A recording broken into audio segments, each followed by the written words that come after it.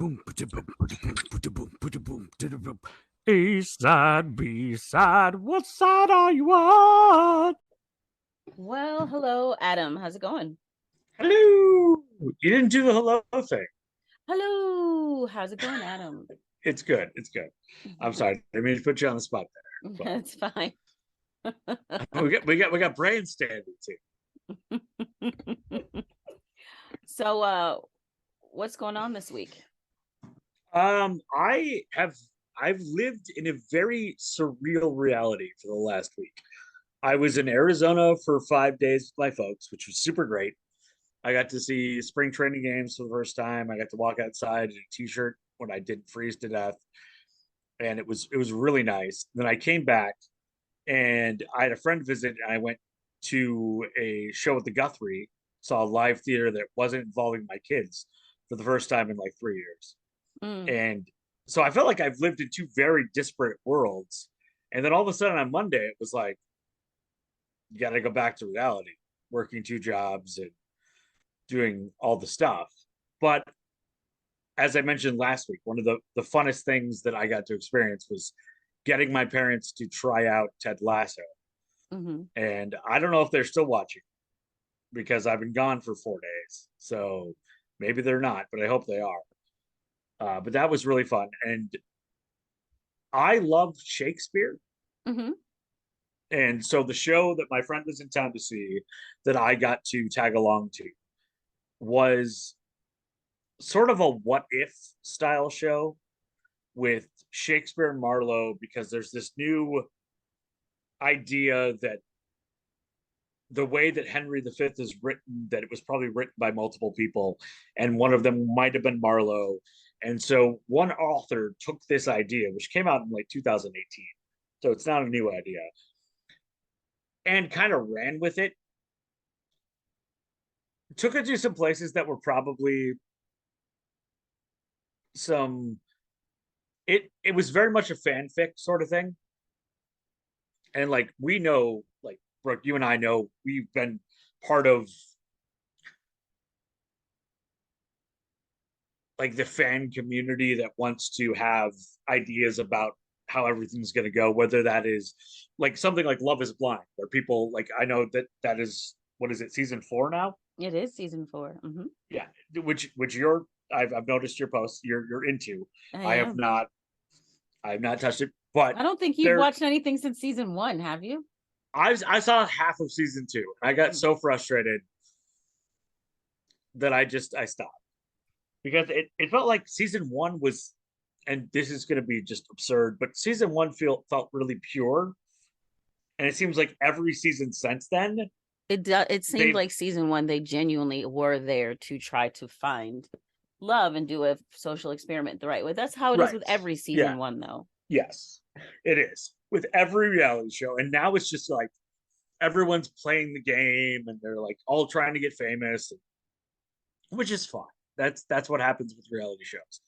Like it brings in a certain person who wants to be on the show. So, but like even you've been posting about the relationships and things, and like everyone has their ideas, and I think fanfic is the like it exists more in like the fantasy, like Harry Potter world, the Star Wars, Star Trek, where we like write alternate stories. Hmm. But I think everyone who watches reality TV also takes part in fanfic, because like you want these two people together to be together, or you want this couple to work and this couple not to work.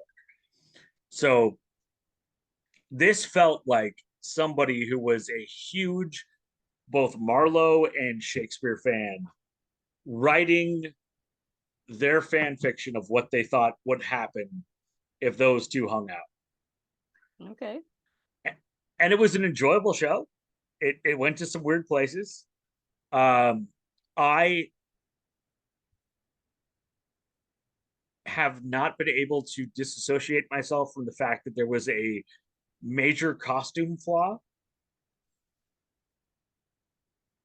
And And I why know is that that? sounds ridiculous, but okay, this is happening in the 1500s, right? Hmm.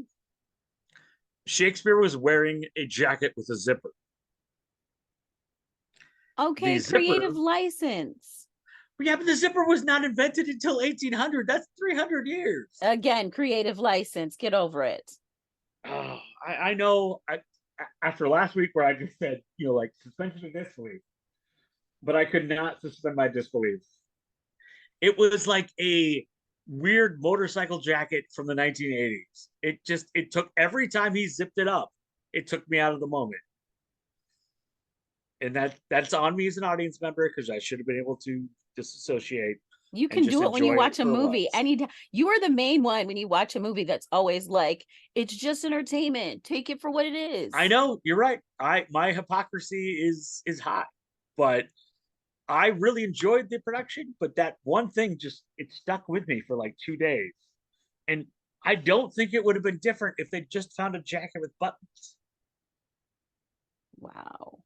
I know. I am a hypocrite, and I'm readily admitting it because how many times I've said just let it be as a movie, and then I go Mhm. to a theater production, and for some inexplicable reason, even though both performances, and this was a two-person show for 90 minutes with a ton of dialogue, and they did an amazing job. And they also like one of my favorite things is both actors were so good at because part of the script was these little asides Mhm. and like jokes, and literally the character would be crying and then they would break out of that emotion, do the aside, and then pop right back into crying, which is something I as an actor have never been able to master. I don't know how you do that, to go from one emotion to the other and then still keep, because crying is like it's a powerful thing. Like when you get Right. into that,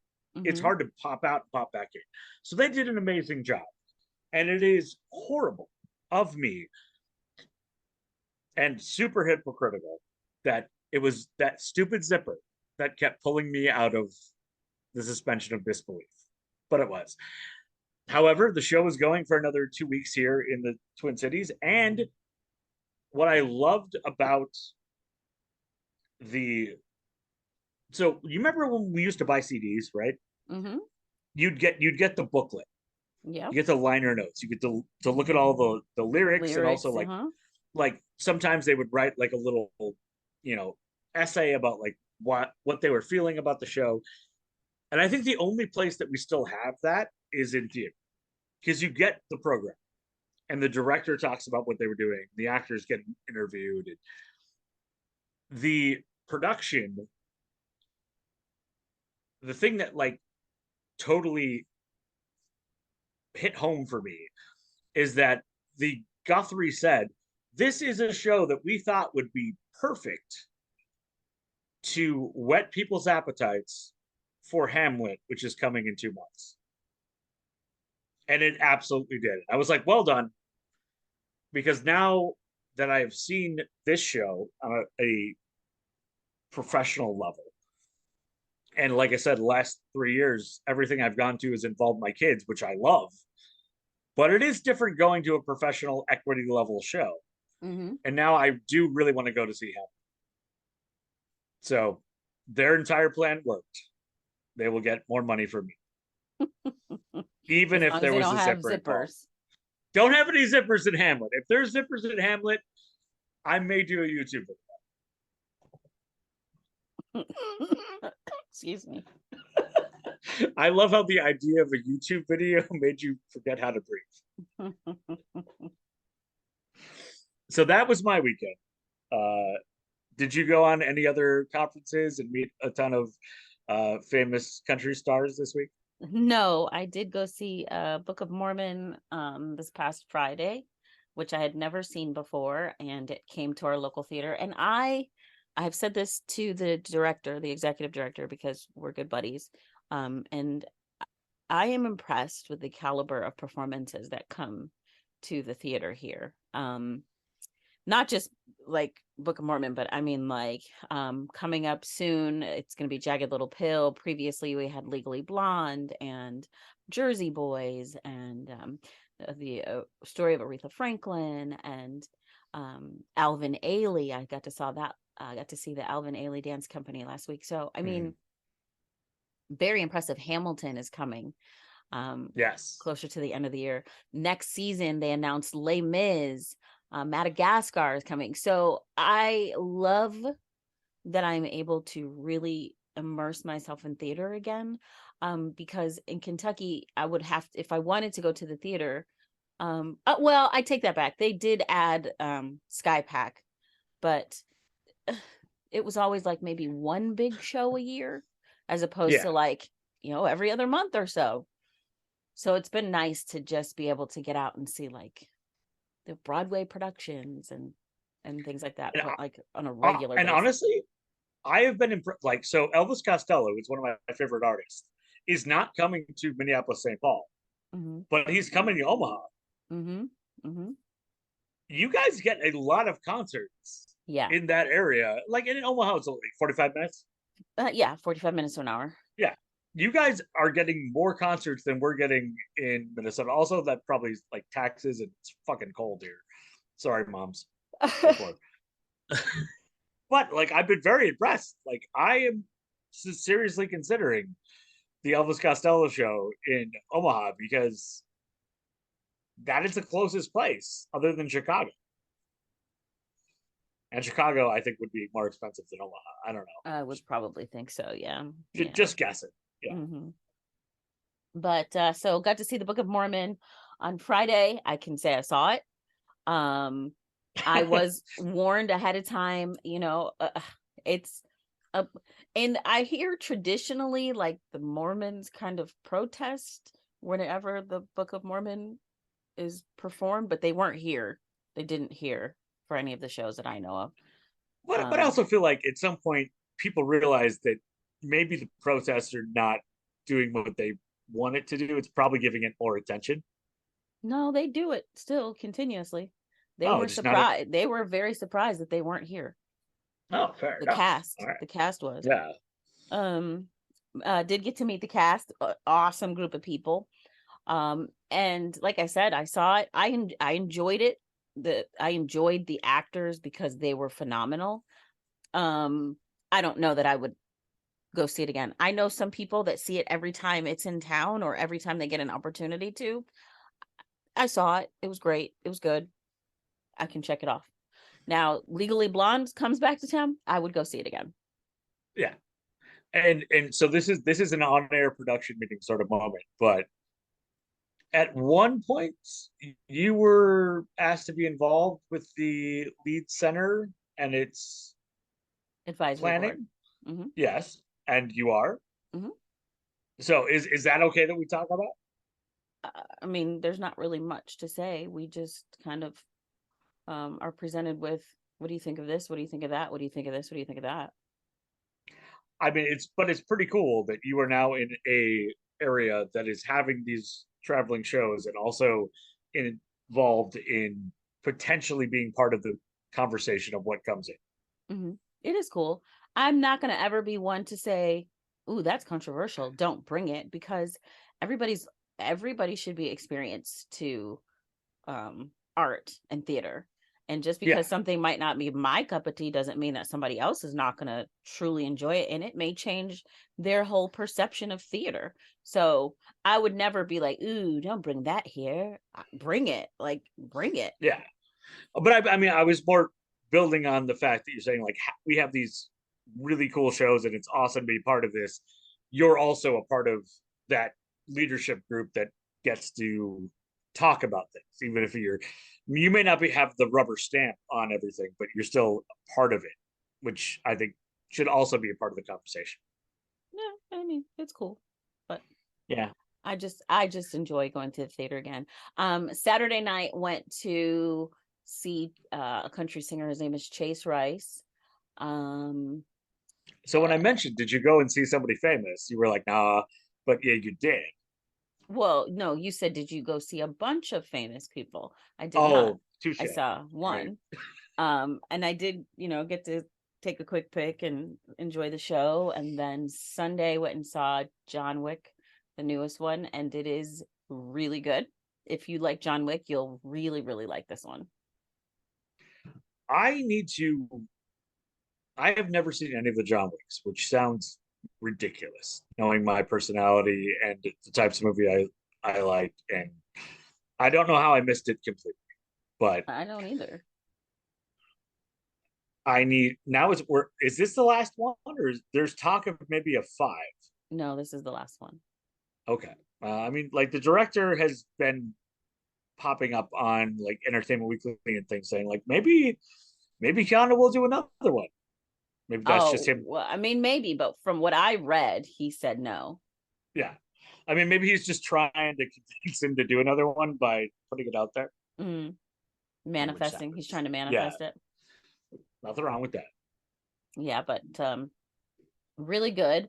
Probably one of the better John Wicks. Like there was a moment and I was like, what is this? And then I was like, nope, it's a movie. Suspend reality. And then I was like, Yeah. yep, this is good. Did somebody have a zipper when they shouldn't? They did, actually. They Yeah. had two zippers, That and I was like, that's not allowed. was it like the zipper that goes up but also goes down? Because I don't know. I have a jacket like that. I don't understand how that works. That you can start it from the top or the bottom. Yeah, it's very confusing. Huh, that is. At what point would I need to zip up from the bottom to have it open? Oh, mine does that. I get what you're saying now. Yeah, mine does that. But you know Yeah. what? Actually, I have used it because it's a parka. And so I might have something in my pocket. And so it's just easier to unzip it like up as opposed to zip it all the way down. I've never had that instance, but I it makes sense when you say it like um, I started watching this show called Swarm. I don't know if you've heard of it. It's on Amazon or it's on Prime Video. that. I have heard amazing like every headline I see about it is that the star whose name I'm going to forget uh absolutely kills it. Hmm. And like this is just the beginning. Like evidently she has like two or three other things coming out this year. Oh, good for With her. like this could be like the year of her. Her name's Dominique Fishback, and she is a really, she has really embodied this role. Um, if you've ever watched the show Power, she was in Judas and the Black Messiah. She was in The Hate You Give. So she's been around for a little bit, but this is a different Also, like level. all very well reviewed things. Mm-hmm. Mm-hmm. But Yeah. yeah, so I've not seen it because and I judge by the trailer, but is it a little scary? I wouldn't say scary as not like horror movie scary. No, it's just it's a More of a thriller? yeah, it's a an obsessed fan. Okay. So I mean, take that for how you think. An extremely obsessed fan of a pop star. And they even say, uh, not a work of fiction, and any similarities are intentional. Um, Yeah. so you will recognize. I mean, there's going to be headlines in there and things that happen that you're like, didn't this already happen in real life to a different pop star who's a real big deal, who has uh bees as her fans, if you Mm-hmm. will. Yeah. Fair. But it's intentional. Also, I think it's Sasha Obama is one of the um she helped on it. I won't say she's a writer, but I want to say I know she did help on it. Like a producer, consultant. Malia, it's Malia. She's a staff writer. Oh, that's cool. Good for them. That's awesome. Yeah. It's the creative mind of Donald Glover, who of course is responsible for ATL. If you've ever watched that, he was also on Community. Childish Gambino, the rapper. Um, I mean, we've all been waiting for him to be the Prowler on in the MCU because he showed up for like one scene in the first Tom Holland Spider-Man. mhm, So he would be the uncle of Miles Morales, which hopefully will happen in the MCU. We don't know. we don't know, but it is very good. And like you mentioned, I've been watching Fourth season of Love is Blind. This season is a little spicier than the last. Like season 3 is, I'm a huge fan of the show and I'm gonna continue to watch it. But season 3, by far my least favorite. It wasn't great. The cast on that show, or I don't know, the contestants, if you will. Yeah, I just didn't vibe with them. They really annoyed me. So, I season mean, from like a social media aspect, like I remember hearing things about season 2. I heard nothing about season 3. it wasn't great by any means at all. But season 4, they've changed it up a little bit because they show you more in the living quarters as opposed to always just being in the pods. So you get to see like the women interacting with each other and like, talking, because you got to think it's got to be a little bit weird. We're all living together and we're both dating the same guy and we both like him. So you get to see a little bit of that, but it's a bit intense because there's some villains, if you will. And yeah, so of course Ted Lasso, uh Shrinking is another one that I've been on, and I think it just had its finale. So yeah, that's what I've been doing. I have stumbled upon a new series to me called Murder is My Life. Mm-hmm. And it is an Australian and New Zealand show that's only available on Acorn TV. So if you have Hulu and you subscribe, I think it's like $6.99 a month to add Acorn, but it's got all the British shows, it's got Australian and New Zealand shows, but it stars Lucy Lawless as a detective. Oh, she's And using her real accent then. yes, yeah, like she's going back to like her like roots and everything, and I've been very intrigued. It's I stumbled upon it just now, but it's came out in 2019, so there's 4 seasons that are going, so I'm very far behind. But if you like murder mysteries and sort of reluctant heroes, because she's a retired cop who's like dragged back into the business and has this like you know other cop that wants her to mentor them, and it it has a little bit of that sort of like Xena feel, but not, because Mm-hmm. Xena was very campy. Mm-hmm. But it has that like reluctant hero with also like didn't want to really mentor somebody, but is mentoring them, pulled back into it. So um, it's fun, and you can never have enough murder mysteries, in my opinion. So Nice, nice. And what are you watching that on? that is on Acorn TV, which you can only get on Hulu if you add it as a no, sorry, Amazon Prime. If you add it for $6.99 a month, but I think there's Oh. like a free week that Mm-hmm. you can do. But I just evidently sign up for everything. Like I said, when I was in Arizona last week and I decided to show my parents Ted Lasso, I didn't even realize I still had Apple Plus. So Okay. maybe I'm bad at knowing what I'm paying for. You are. We have established that multiple We've times. established that. This is what, like episode 156. No, 129, but close.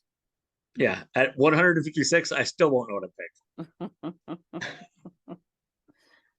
I'm Oh, 156. Yeah, not quite yet. paying for. Oh, we'll be there soon.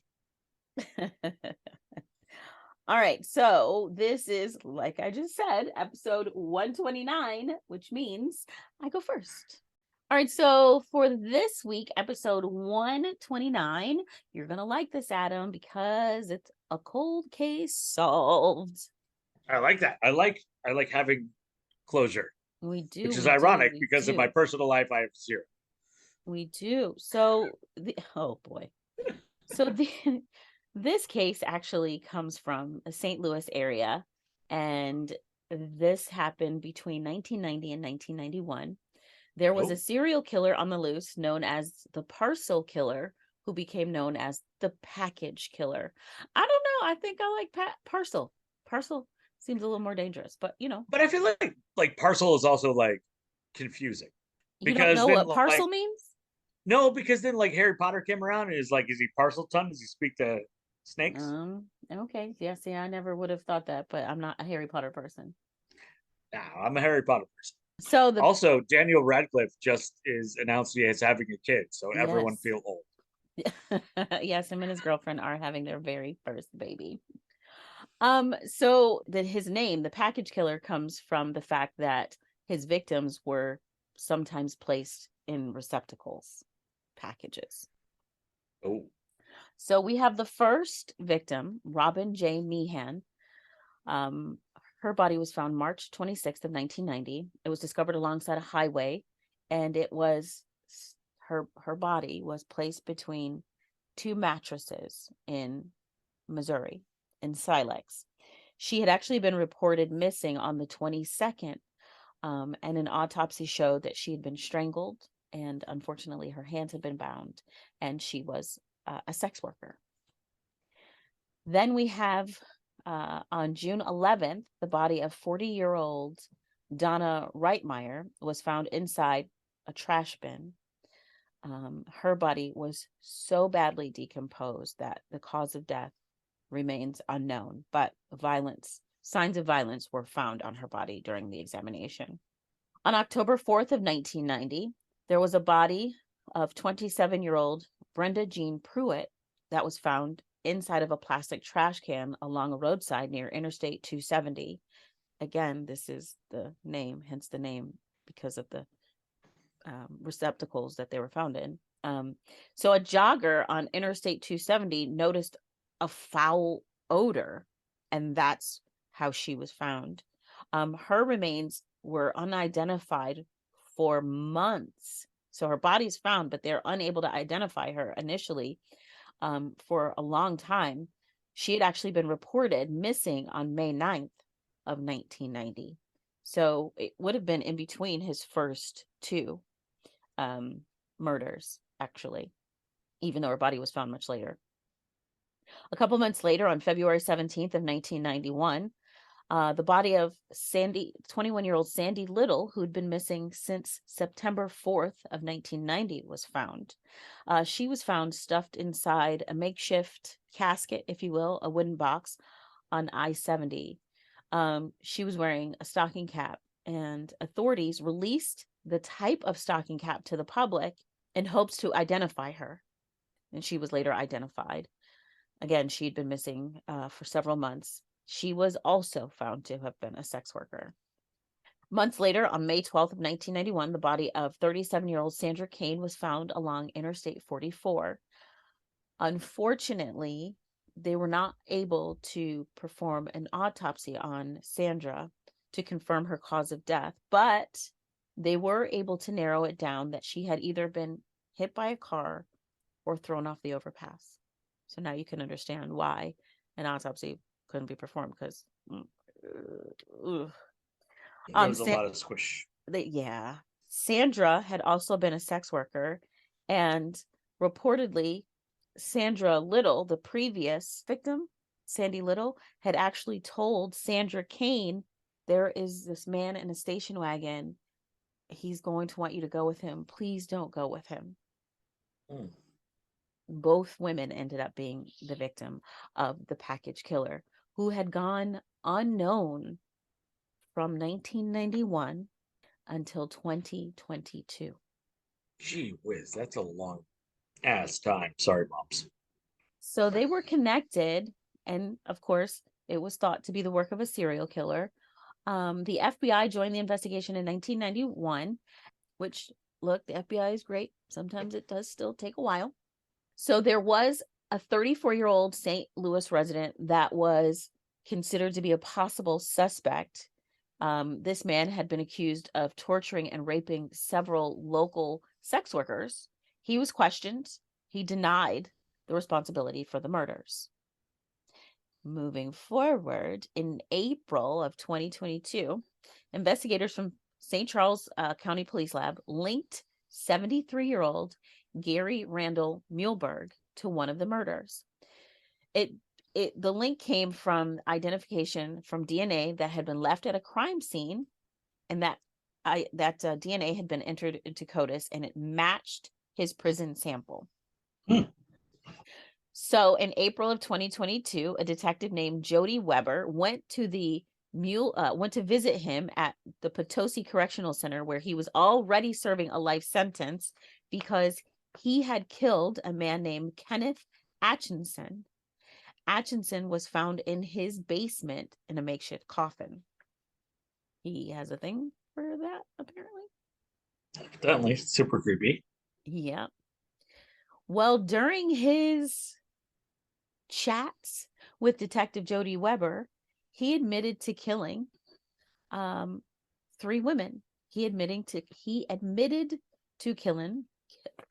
Wow. He admitted to killing Robin Meehan, Brenda Jean Pruitt, and Sandy Little. So in September of 2022, prosecutors sent letters to Gary Muehlberg promising him that they would not seek the death penalty.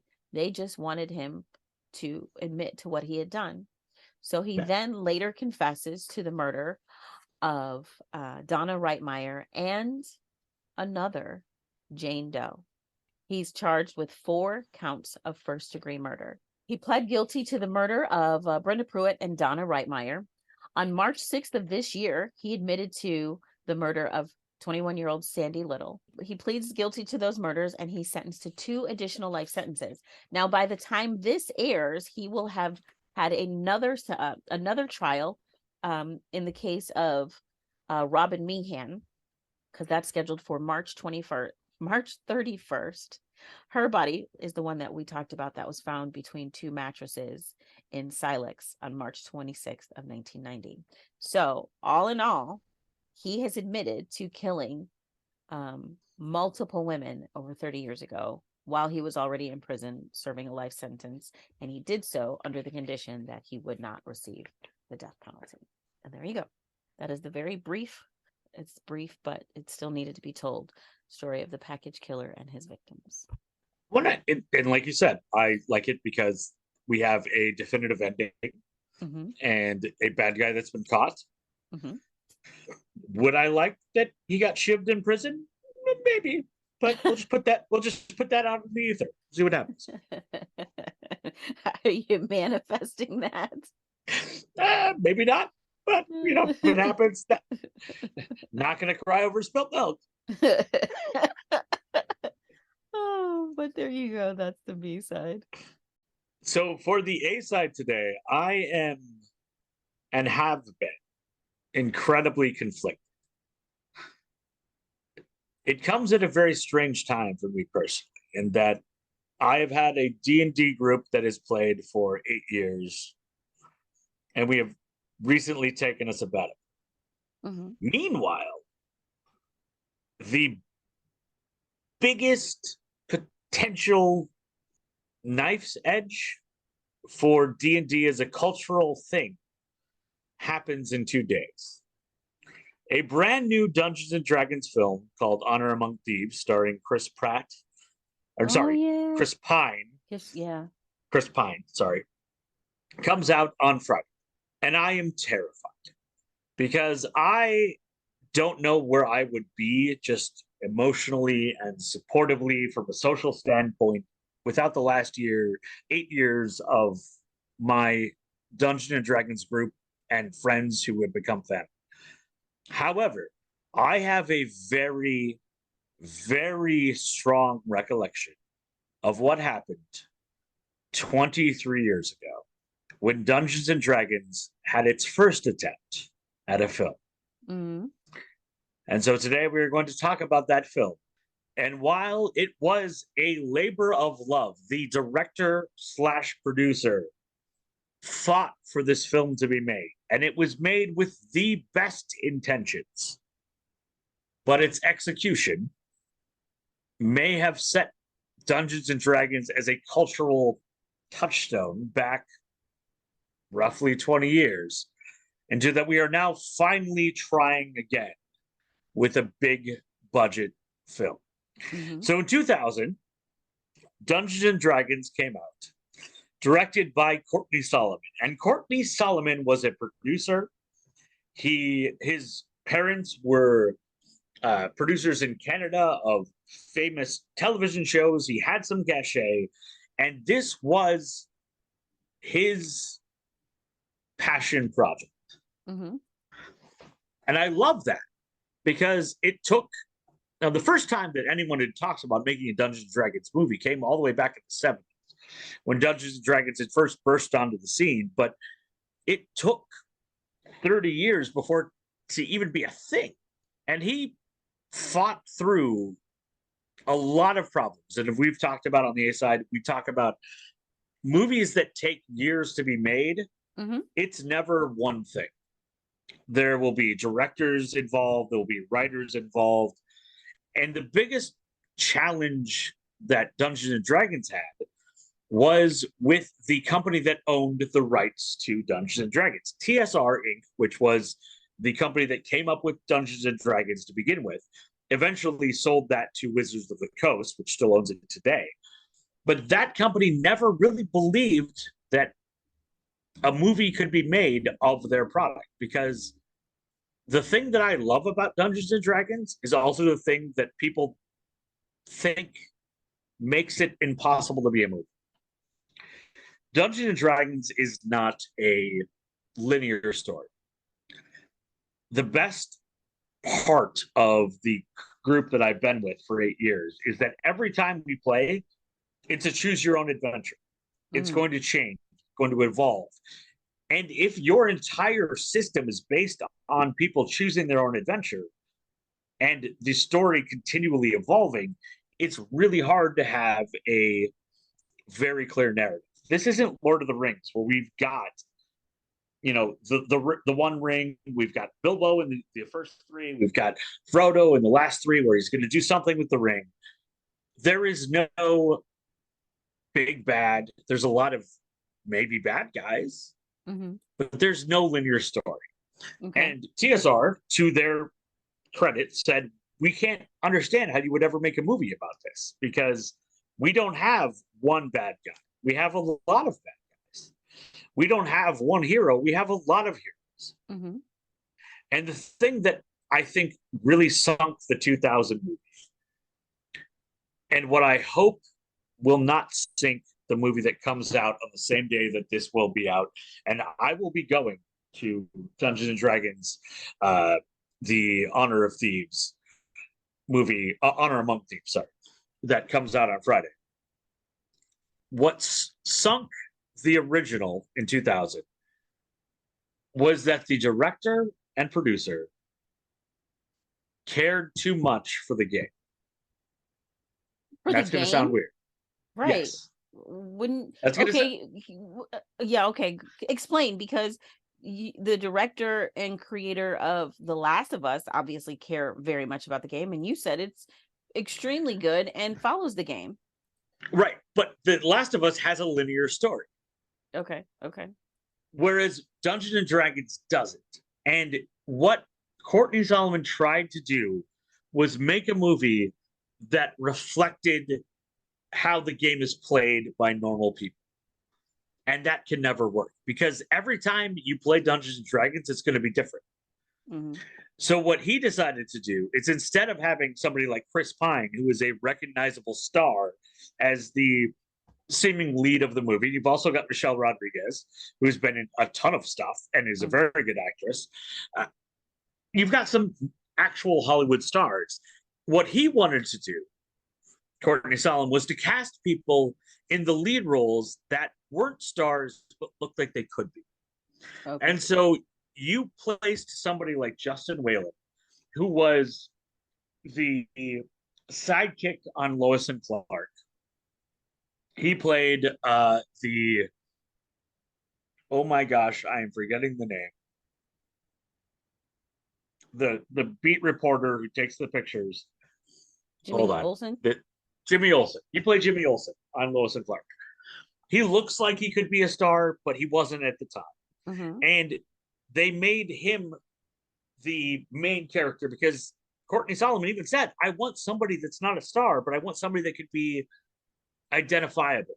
Mm-hmm. But the problem is, when you're making a movie, you need stars, unfortunately.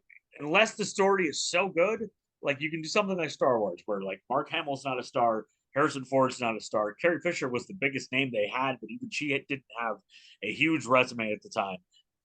the story carries that. This story could not carry it because they had 16 different writers work on it. They tried for 12 years to get Good this movie gracious. made. So you can only imagine how many times that script got rewritten over and over. So by the time it becomes a film, it's incoherent. Mm. It's stilted. It's not something that anyone can get behind. And by trying to make it super accessible that like anyone can be the hero, Mm-hmm. you actually make it inaccessible and that no one has anything to identify with. There is also the eternal question of how the character or the race of orcs are portrayed. And the original script had Marlon Wayans' character Mm-hmm. as a half orc.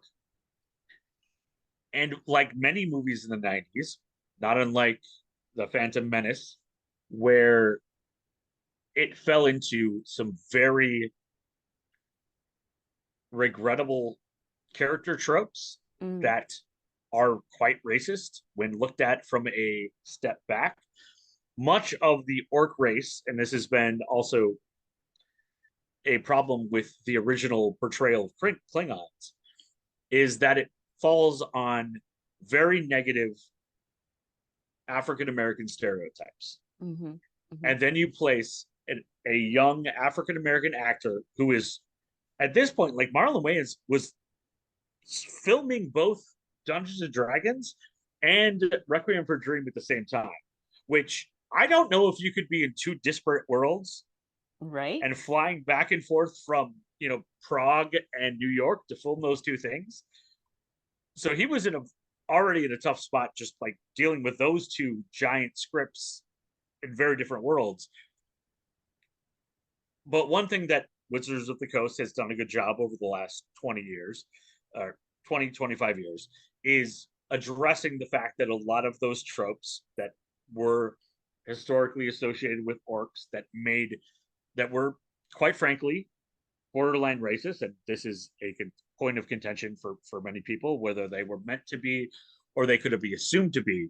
There has been a lot of work that has been done over the last 25 years to alleviate that. This movie did not do a good job of dealing with it because they're dealing with Dungeons and Dragons 2E, which now they're on 5E. So there's 5 editions since where they've really updated things. 2E came out in the 70s, early 80s. This was super outdated. And that also holds back the film as well. One of the few good things about the movie Mm-hmm. is that Jeremy Irons, who Courtney Solomon was a producer on Die Hard with a Vengeance, somehow convinces Jeremy Irons to be in this movie. The script is not good enough for Jeremy Irons to be in it. And he just seemingly has a really fun time playing a ridiculous bad, Mm. which as any actor can say, like it's just fun to chew the scenery and be the bad guy and have a good time with it. He seems to be having a great time. No one else really does. Thora Birch actually agreed to do Dungeons and Dragons before American Beauty came out, Mm-hmm. and she became a big star because of her performance in American Beauty. But she wanted to do something completely different from American Beauty as a sort of palate cleanser, and she does as best she can with a very limited script. The special effects are not great. They could not get the budget they wanted. Originally, this was supposed to be $100 million budget movie, a blockbuster movie. Whoa. They did not get the funding.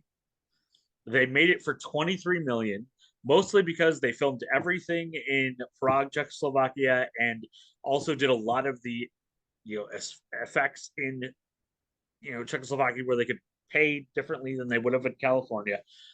That is an entirely different question of whether that was fair, but it was the price at the time. They got it made. It is not a good representation of Dungeons and Dragons. And sadly, because it failed so badly. I mean, it was, there are different budget figures. I've heard 23 million, I've heard 45 million. Either way, it only made 33 million at the box office. Its Rotten Tomatoes score is about 10%.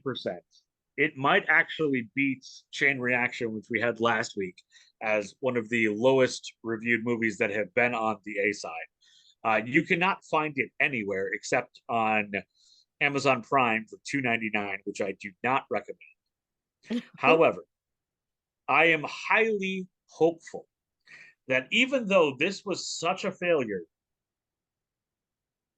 that maybe we figured out 23 years later that we could do the story of the world justice.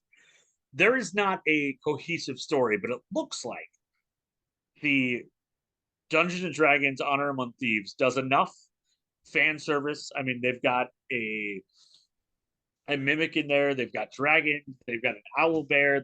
They're doing what they can to make it accessible to the fans, but also seemingly a fun movie.